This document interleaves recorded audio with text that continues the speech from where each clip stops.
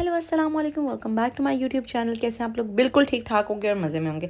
अच्छा जी, आज हम बनाने लगे हैं बहुत ज़्यादा मज़ेदार अरवी गोश्त, और ये बहुत ही सिंपल। आपको मैं 2 टिप्स दूंगी जिससे आपका सालन का कलर और बहुत ज़्यादा खुशबूदार सालन हो जाएगा, सिर्फ बल्कि एक टिप से।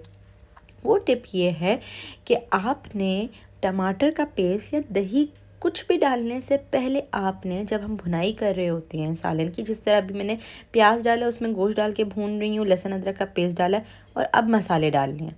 इसमें आपने टमाटर नहीं डालने, दही नहीं डालना, पहले मसाले डालने हैं। अगर आप टमाटर डालने के बाद रहेंगे तो सालन का वो कलर नहीं आएगा। अभी देखिएगा मेरे सालन का कितना रेडिश सा, बहुत खूबसूरत सा कलर आएगा जो सालन में आना चाहिए। मैंने पहले मसाले डाले, उसके बाद मैंने दही डाल के इसकी भुनाई करूँगी। और इतने मज़े का इस पॉइंट पे, अगर आप इसको भुना हुआ गोश्त बनाना चाहती हैं तो आप थोड़ा सा प्रेशर लगा के, क्योंकि दही ने अब अच्छा खासा पानी छोड़ता है, गोश्त भी छोड़ेगा, इसलिए आपको पानी डालने की ज़रूरत नहीं है। आप इस पर प्रेशर कुकर दे के भुना हुआ गोश्त बना सकते हैं, ठीक है।